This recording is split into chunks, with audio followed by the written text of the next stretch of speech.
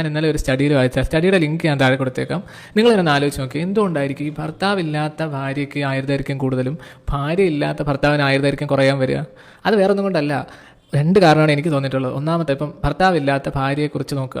അതിൽ ഭാര്യയ്ക്ക് രണ്ട് അഡ്വാൻറ്റേജ് ഉണ്ട്. ഒന്ന്, ഭർത്താവിന് എല്ലാ കാര്യങ്ങളും ചെയ്തു കൊടുക്കേണ്ട ആവശ്യമില്ല, അവർക്ക് അവരുടെ കാര്യം മാത്രം നോക്കിയാൽ മതി.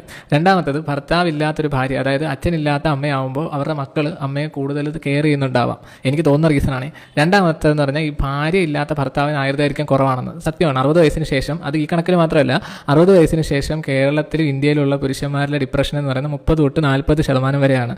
അതായത് മൊത്തം പുരുഷന്മാരുടെ എടുത്താൽ ഡിപ്രഷനുള്ളവർ കൂടുതലും 60 വയസ്സിന് ശേഷമുള്ള പുരുഷന്മാരാണ്.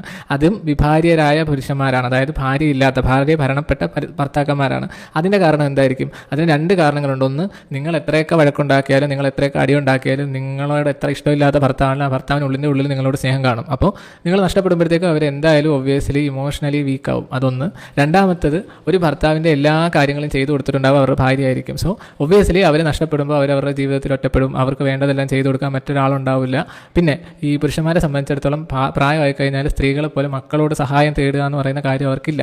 അതുകൊണ്ട് തന്നെ അവർ ലൈഫിൽ ഡിക്ലൈൻ ചെയ്യുകയും പെട്ടെന്ന് മരണപ്പെടുകയും ചെയ്യുന്നുണ്ടാവും. എൻ്റെ മാത്രം തോന്നുന്നത്